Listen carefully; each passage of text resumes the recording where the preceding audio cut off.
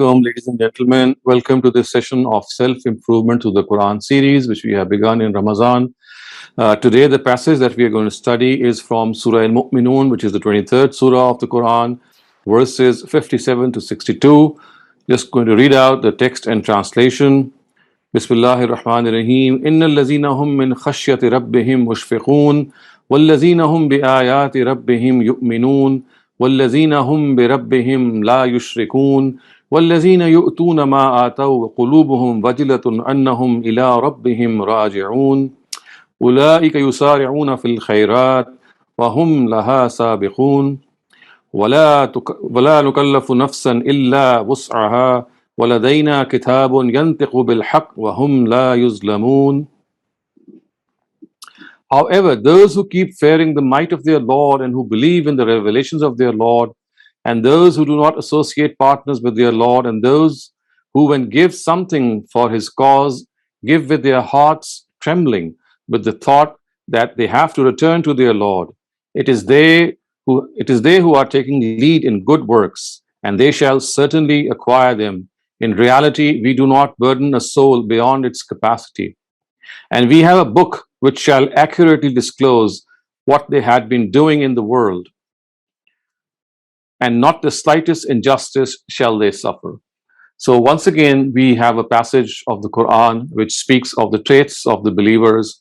As we have been discussing this all along, that as far as the positive traits which the Quran wants every person to profess, these traits are not unknown to human beings. They are not unknown to people who read the Quran. They already know that this is what is required of them, because we have been innately blessed with this guidance regarding what this Quran is telling us about professing high character.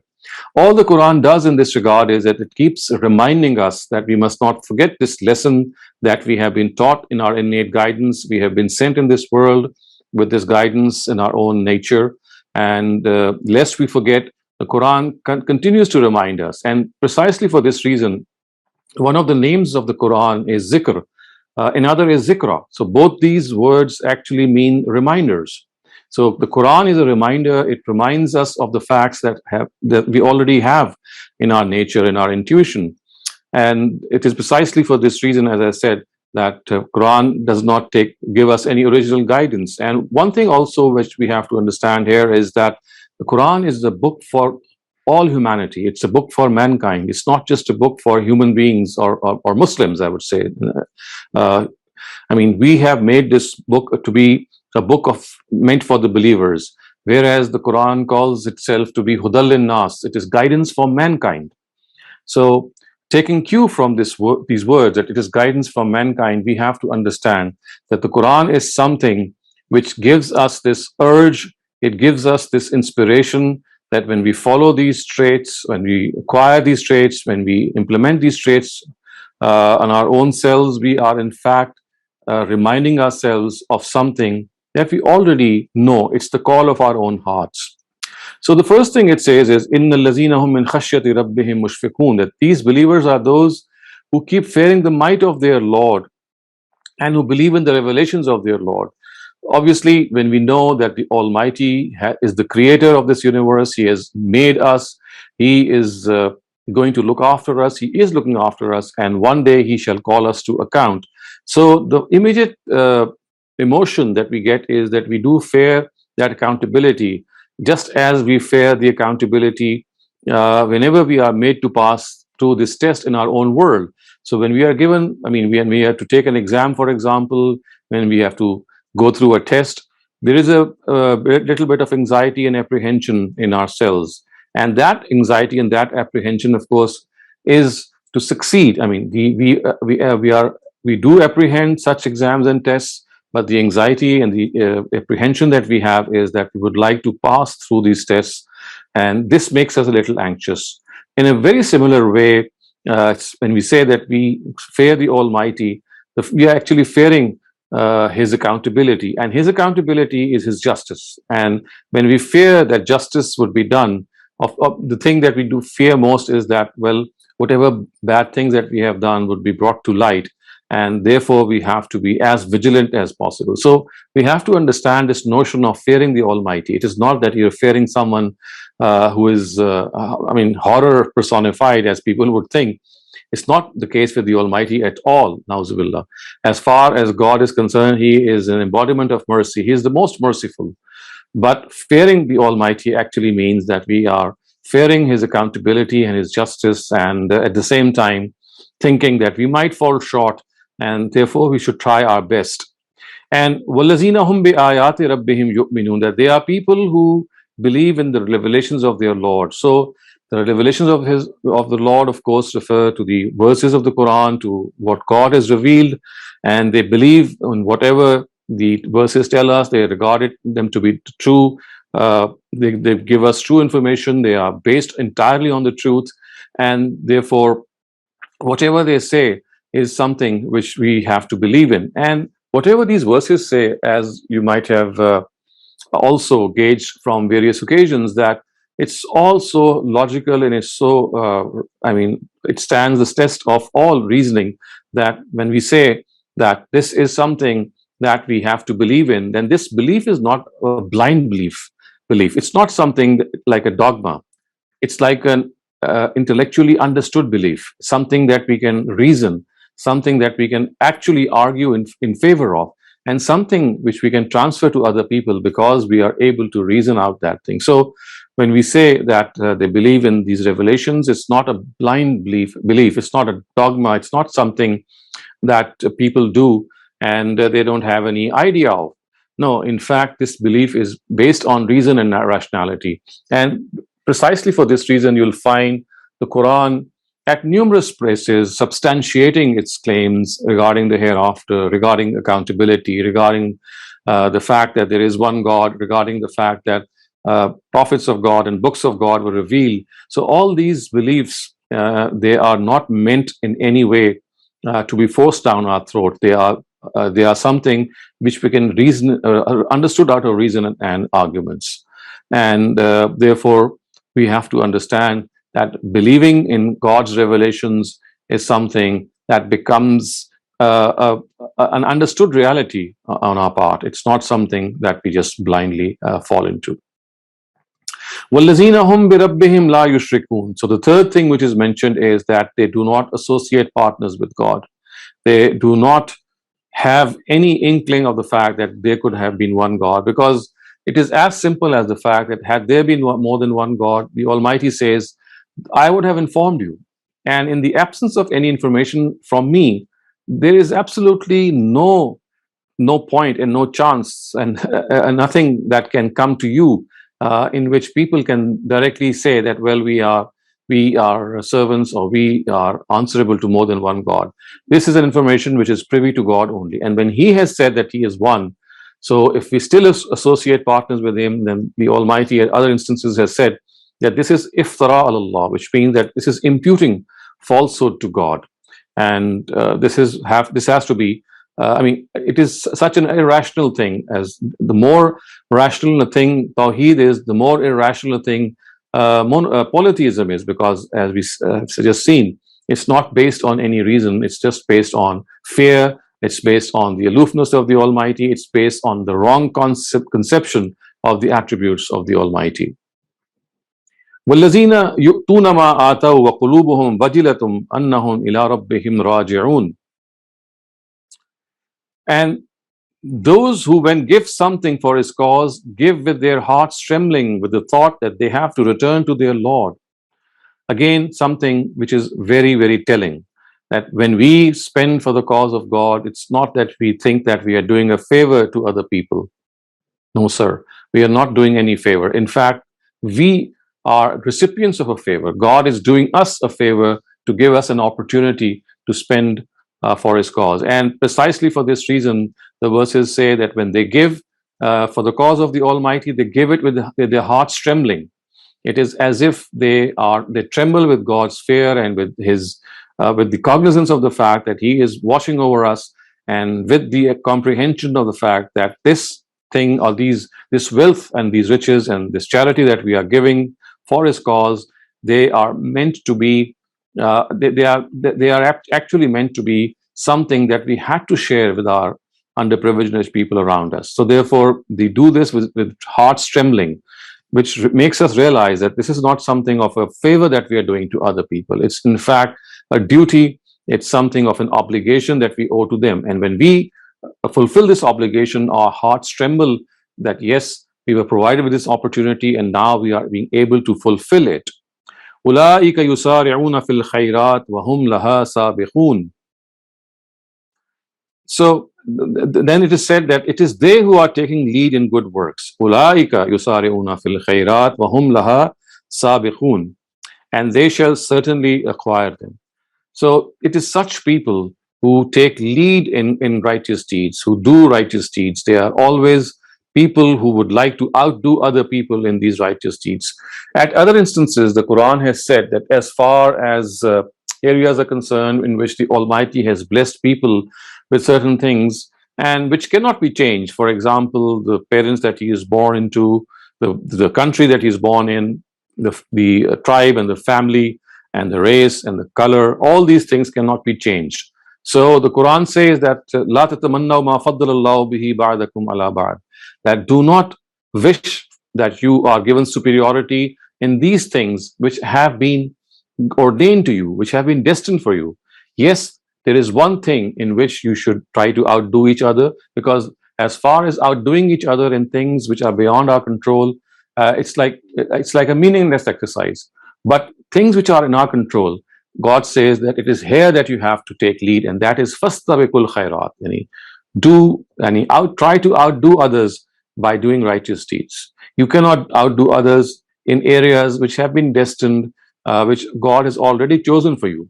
But areas in which God has left the whole field vast and open for you, it is here that you must take the initiative. And that is the area of good deeds. Khairat, fastabiqul khairat. Khairat in Arabic means all righteous deeds. So if we are able to outdo people in these righteous deeds, then this is something that every single person, whether he is intelligent, whether he is given an opportunity to be placed at the highest rungs of ladder in the society or at the lowest ones, it is regardless of that, he has the opportunity to do good deeds, because doing a good deed does not need that intelligence, does not need wealth or riches, does not need any other attribute that one might think that people have. All that it needs is the will to do what the right thing is. So the Quran has stressed this, and in fact, this is an antidote to that feeling of dejection that people are overcome with when they see other people being blessed with so many other things, and especially if this blessing is on a natural basis. The Almighty says that this is an area you should not even think about, because I have given people in that area according to my wisdom, and my wisdom is based on so many other things. But something which you can do yourself is to outdo each other in righteous deeds. And وَهُمْ لَهَا سَابِقُونَ, and they are the people that they shall acquire them. So it is they who are taking lead in good works, and they shall acquire them. So this is an answer to the conditional clauses which are mentioned in the previous verses, that people who are doing this, people who are doing this, I mean, these are all clauses. And then the answer is أُولَٰئِكَ يُسَارِعُونَ فِي الْخَيْرَاتِ, that they are the people, it is they who are taking lead in good works, and they shall certainly acquire them. وَلَا نُكَلِّفُ نَفْسًا إِلَّا وُسْعَهَا. In reality, we do not burden a soul beyond its capacity. And we have a book which shall accurately disclose what they have been doing in the world, and not the slightest injustice shall they suffer. So a soul is not burdened beyond his capacity. The directives, the Sharia which is given to mankind, is something that can be manageable, that can be done, and the Almighty does not lay upon us a burden which is beyond our capacity. And not only this, the Quran tells us that whatever we are doing is being recorded in the book, and it shall accurately disclose. يَنْتِقُ بِهَا يَنْتِقُ بِالْحَقِّ. It shall accurately disclose whatever we have done in this world. It will be revealed in the hereafter. It is being recorded in a register, and that register of accounts will be opened on the day of judgment, and people shall then be rewarded or punished. And then, of course, it is said, وَهُمْ لَا يُظْلَمُونَ. Not the slightest of injustice shall they suffer. So the day of judgment is the day of perfect justice being administered. This is a world in which you just cannot get that perfect justice. This is a world of imperfect justice, or at best we can get possible justice, but far, far away from imperfect justice. So on the day of judgment, this is what you should look forward, or what we should all look forward to, is that perfect justice, and wahum la yuzlamun, that not the slightest injustice will people suffer. So this brings us to an end to this discussion on this passage, and now we can open the floor for any questions that you might have. Thank you, Dr. Shehzad, for an amazing talk. Yeah, we have the first question. Baran Nashur, please go ahead. Assalamu alaikum wa rahmatullahi wa barakatuh. Wa alaikum assalam. Sir, my question was about, we know that God is one, because God tells us in the Quran, but why is it then that Christians believe that God is like this Trinity of Son, Father, and Holy Spirit? Like, where does that come from? Because Jesus was sent with the message of Tawheed as well, but yeah, it makes no sense. How so the origin of Trinity is not in the Bible itself. You'll be surprised to know it's basically something which has been authored by Saint Paul.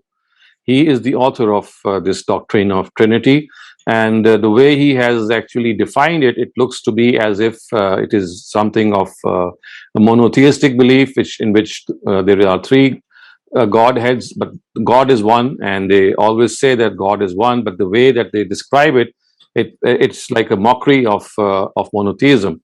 So it's not that Christianity, the way it originally was or revealed to Jesus, that it ever had this concept. It's a later introduction, and if you know what we are dealing today in the Christian world is what we call the Pauline Christianity, or the Christianity, the version of Christianity or the interpretation of Christianity put forth by Saint Paul of Tarsus. And he actually wrote letters to the churches of his times, and he was such an effective, I would say, mystic, that he was able to gather a lot of people under his umbrella, and he taught this doctrine. And in spite of being taught this doctrine, the Quran still, although it doesn't agree with the fact that this can be called as a monotheism, but the Quran says that we'll take this word from you, that because you think that you're not doing any polytheism, and you think that whatever Trinity is, it is in accordance with monotheism, so we'll accept your word for it. In other words, because Christians themselves do not themselves subscribe, or they don't confess to polytheism, and they say, well, although we believe in Trinity, this Trinity is in fact a form of monotheism. So the Quran, in spite of not agreeing with that, I mean, this is something which is very important to note, that the Quran does not agree with this concept, but it takes their word for the fact that, okay, because you think that this is monotheism, we'll accept your word for it. And hence, this is why we call Christians to be monotheistic, basically, and they are called the people of the book as well, and the Jews and the Christians. But as you said, that this belief itself is something which you might want to know is not something which you will find in the Bible. Okay, but does that mean that Christians are like, they could go to heaven, or are they 100% doomed to the hellfire? No. You see, this is not correct that Christians or Jews or no non-Muslim are 100% doomed. This is a very erroneous notion that we have. The Quran gives us objective criteria, and it tells us that people who believe in God, who believe in the last day and do righteous deeds, and of course, as a result of that, do not intentionally deny any prophet of God, they will land in paradise. So this is absolutely incorrect to think that all Christians, or in fact all Muslims, are going to end in hell. Anyone who adheres to these three criteria, and at the same time he is not guilty of intentionally, I mean, this is a very important word, deliberate and intentional denial of prophet, of any prophet that comes his way or whose teachings reaches him. If he does not intentionally deny it, and he adheres to these three cardinal beliefs, then paradise is something which the Quran has said will be given to him. We Muslims, we have to correct this and keep on correcting this, that paradise is just meant for Muslims. I think the way we are behaving today, most of us, I mean, not most of us, but many of us might end up in hell, and many of the non-Muslims, on the contrary, might end up in paradise. Okay, and then one final question, because you said intentionally denying a prophet, but I know some Christians that they deny Prophet Muhammad sallallahu alaihi wasallam, even though they have no actual knowledge, but they say he's a false prophet, or they make a mockery out of our prophet. Would that be considered intentionally denying, or out of ignorance? That is something which is for God to judge. You see, I am no judge of such a person. I'm not going to give a verdict, and I am not authorized to give a verdict. If they have intentionally denied, then God is going to, God knows about it, and He's going to take them to task in the hereafter. But in this world, I have no means to, I have no proof of this. Because you see, when many of the Christians say that he's a false prophet, they are really convinced, or maybe at times they are indoctrinated by their own scholars, and they have not given enough consideration to it. And yes, that is something which might also be for which they'll be held accountable. But you see, it is the nature of that denial which will be called to question on the day of judgment, and complete justice would be done. But as far as we are concerned, we are not in a position to tell if anyone is intentionally denying, and therefore we must not call them to be kafir, because the word kafir, which is used in the Quran on such occasions, is meant for those people who have deliberately denied. And this deliberate denial was communicated by the Almighty to Prophet Muhammad sallallahu alaihi wasallam, because the institution of Wahi was intact, and he was able to communicate that, well, look, such and such people amongst your adversaries are now just doing it out of willful denial. This institution of Wahi has now been terminated. We don't just get any information from God after the institution of prophethood was terminated. So today we can never have any knowledge whether a person is intentionally denying, because this intentional denial is known only to God. And today we have no means to know this through God. Hence, we have to take a step back, and we just cannot say that people who are denying on the face of it, they are really denying it or not. I think their matter has to be consigned to the Almighty in the hereafter. Thank you. Naveed Irfan, you may go ahead now. Assalamu alaikum. वालेकुम अस्सलाम। Doctor साहब, सीरत के ऊपर, अल्लाह के रसूल सल्लल्लाहु अलैहि वसल्लम की सीरत के ऊपर कोई बहुत ऑथेंटिक बुक अवेलेबल है क्या, इंग्लिश में हो या फिर उर्दू में हो, तो जो हम किसी I think yes, the book that I would recommend, it's available in Urdu. In fact, it was originally authored in Urdu, and now its translation in the English language also exists. It's called Hayat-e Rasool-e-Ummi by Khalid Masood. Khalid Masood was a student, a very prominent student of Ustaz Amin Hassan Islahi. He passed away about 2 decades ago, and his book has been published in Pakistan, and it's also available, I think, overseas. So you can just Google it and find out where you can buy it from. Thank you. Nadia, you may go ahead and ask your question. Thank you. Assalamu alaikum, Dr. Shehzad. Walaikum assalam.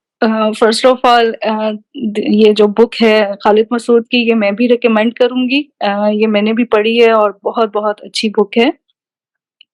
Second, मेरा question जो है वो first question से related है, जो कि Easter के मुतालिक है. मैंने आपसे पूछना था कि ईस्टर का तस्वर ये ईसाईयत में इसकी तारीखी हैसियत क्या है, और सेकंड ये कि जो हज़रत ईसा अलैहिस्सलाम के दोबारा आने का तस्वर है, या जो हम मुसलमानों में अकीदा बन गया है, ये कब, क्यों और कैसे मुसलमानों में इंटीग्रेट हुआ? प्लीज इस पे रोशनी डाल दीजिए. So, as far as the history of Easter is concerned, this is quite a long story. I think you can just Google the word Easter and you can read it on the Wikipedia. But as I can answer the next question in more detail, because the return of Jesus is something which is not mentioned at all in the Quran at all.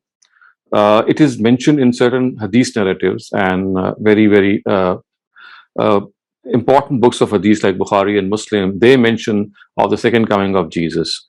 And as a result of these narratives, this notion of his second coming has become very prominent and very popular, and Muslims are waiting for his arrival. Christians are also waiting for his arrival because they also think that after crucifixion, he was raised alive and he's going to return near the end of time. Jews are also waiting for a Messiah because they have denied Jesus and they have denied Muhammad, and they think that the Messiah that they were promised was not Jesus, and of course he was not Muhammad, and so they're also waiting for his arrival. So all these three Abrahamic religions, based on their own sources, are waiting for the arrival of Jesus. And in particular, if you ask Muslims, I mean, the source of the Muslims, then it is this hadith literature. Thank you. और ये मैंने शायद आप बेहतर जानते हो, ये बस ये मुझे बता दें कि ये ईस्टर के दौरान 40 डेज के लिए कैथोलिक जो हैं वो रोजे भी रखते हैं, शायद आपको इसके बारे में कोई इंफॉर्मेशन हो? Of course, this is called Lent. So Lent is their 40-day fasting period, and this has been going on ever since the earliest of times, since the times of Jesus. And various sects, they have various forms of this fasting, and it is precisely for this reason that the Quran has also said that it's not just the Quran which has made fasting mandatory. It was it existed, pre-existed Prophet Muhammad, and before him, of course, Christians and Jews, all of them used to fast. It's a age-old ritual, and technically it is called Lent, L-E-N-T. Thank you, Fabia Nazi. You may go ahead now. Assalamu alaikum warahmatullah. So, Sab, you said the Quran is a book for all of the humanity, including Muslims and non-Muslims. But few people present a riwayah in this regard, that Hazrat Umar, when he didn't accept Islam, he happened to come across his sister reciting Quran, and he reacted in a very bad way, and he asked for the book to show him up. So his sister refused to show the book, claiming you are napak and only pak people can hold this book. So you should go to take a bath. This is the riwayah they present, and claiming non-Muslims can't touch this book, and they are not allowed to, get, have the ability to read this. And in this way, question arises: how are they going to get hidayah? So this is a confusion. What argument can you present? So the book that I was just referring to, Hayat Rasul Ummi, it has shown that this narrative is not authentic at all. It has become famous, and the acceptance of Islam by Umar anhu, it has another version as well, and you can see it in that book for yourself. But as far as this version is concerned, in which he's heard his sister reciting the Quran and then telling him that he should go and have ablution or do ghusl, and before that he cannot touch the Quran, this is not an authentic version at all. Okay, Professor, I have another question as well. ये एतकाफ से ही मुतल्लिक है. मुझे सुनने का इत्तेफाक हुआ उस्ताद जी को, और उन्होंने बताया कि ये सिर्फ और सिर्फ मशरूत है मस्जिद से, अंतुम आकिफूना फिल मसाजिद. तो और ये है भी नफल इबादत. लेकिन अब इससे एक कंक्लूजन ड्राइव होती है मेरे दिमाग में खुद ब खुद ही. यानी एक चीज जब मशरूत है एक जगह से, जैसे हज और उम्रा बैतुल्लाह से है, और इसी तरह इत्तिकाफ मस्जिद से मशरूत हो गया, तो फिर लोग मुख्तलिफ अपने सूरत हाल या माशरती माहौल को दलील बनाकर, जवाब बनाकर अगर ये मुतालबा करें, ख़वातीन खासकर, कि हम घरों में इत्तिकाफ करेंगे, तो नासाज़गार हालात तो मुख्तलिफ जगहों पे पेश आ जाते हैं. जैसे कोरोना के दौरान लोगों ने हज नहीं किया, तो आप उन हालात के तब्दील होने का या तो इंतज़ार करते हैं या फिर उनको तब्दील करने की कोशिश करते हैं, लेकिन उनको जवाज़ बनाकर आप उस दीन के हुक्म की शक्ल को तब्दील नहीं करते, क्योंकि फिर वो आइंदा नस्लों में बतौर प्रैक्टिस जारी हो जाएगा. फिर नस्लों की तो आदत होती है प्रैक्टिसेस को देखकर उसको ही दीन कंसिडर कर लेते हैं, तो यूं चीज़ अपनी जगह से उसकी शक्ल ही बदल जाएगी. तो ये जवाज़ क्या ठीक है ख़वातीन का कि हम इत्तिकाफ घरों में कर लें? I think we need to understand that the spirit of our religion, the essence of our religion is that when something cannot be done in its ultimate shape, then the Quran allows us and the Sharia allows it to do it in some lesser shape. For example, if we cannot do wuzu because of lack of water, or maybe because of illness or any other reason, then tayammum is something that has been allowed. Similarly, if we are not able to pray while standing because of some reason, then we are allowed to sit and even lie down and pray. So you see, the spirit and the essence of the Sharia is that things should be done in their optimum way. But when they are not being able to done in an optimum way due to some reason, then the second best thing should be adopted. So I do think that if the ideal way and the proper way is to do itikaf in the mosque. But you see today, very few mosques offer women, especially, to have a place in itikaf. And at times, women, they do want to go to a mosque, and because of the fact that the mosque in their own vicinity only offers men this facility, or at times women don't have a person who can deliver food to them. There could be a number of reasons. So in this situation, if they opt for a house, that would be a second best option. Its analogy with Hajj and Umrah, I think, is not correct, because you see, Hajj and Umrah is something which is specific to that place. You just cannot, do it in any other place. Whereas offering the prayer is concerned, if you're not being able to offer it in the mosque, you can always do it in your own homes. Similarly, other things which can be done in their next best form, they are something which can be done in their practical shape. In a very similar way, it's not essential that, it is a force essential that you do it in the mosque. But as I said, due to these constraints and circumstances in which women would like to do so, and they're not given this opportunity. So, someone can think that, well, instead of not doing it at all, I might as well sit in a room in my own house. So I would think that this is justified. जी, इससे एक ज़िमनी सवाल मेरे ज़हन में आ रहा है। मेरा ज़हन समझ नहीं पा रहा है इस चीज़ को कि मस्जिदों में इज्तिमाई एतिकाफ़ का ट्रेंड और घरों में ख़वातीन के एतिकाफ़ का ट्रेंड। जब ये परवान चढ़ेगा, तो अगली जनरेशन, यानी चीज़ शुरू तो किसी एक हालत में होती है, लेकिन उसकी हालत हमारे हाथ में नहीं रहती, वो जनरेशन टू जनरेशन तब्दील होती है, और फिर अगली जनरेशन्स के सामने जब हम, जैसे आज के दौर में हमें नहीं मालूम था कि तरावी दरअसल वही तहज्जुद की नमाज़ है, हमें डीप स्टडी के ज़रिए पता चला। तो अगली जनरेशन को तो यही शक्ल एतिकाफ़ लगेगा, मस्जिदों में इज्तिमाई और घरों में ख़वातीन का। उनको जब कोई See, I do get your point. But you see, what happens is that this is not something that is happening all over the world. It's not that every single mosque all over the world has an itikaf in which people are doing it jointly. Similarly, it's not that all over the world women are doing it at home. It is only in certain exceptional circumstances.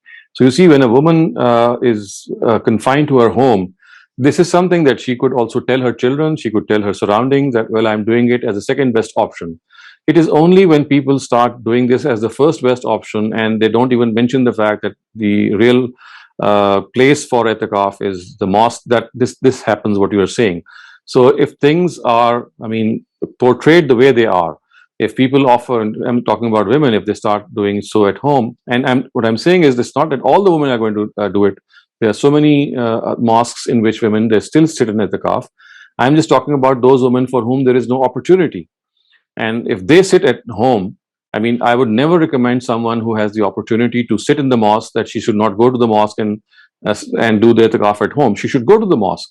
But what about women who don't get this opportunity? They want to sit at some secluded place. It is for such women that I am talking about. And then they too should always let their surroundings know that I am doing it as a second best option. And as far as this joint itikaf is concerned, which is also becoming popular, so remember, this is not at all parts of the world. It is only in some areas that this has become a fashion now. So I think that as long as people continue to say what the right thing is and then tell people that, well, we are doing the next best thing, I don't think that the situation should go as worse as you are fearing. जी ठीक है, शुक्रिया. Thank you to Shehzad for this insight about the matters of itikaf. And that was the last question for the day. We'll see each other tomorrow, inshallah.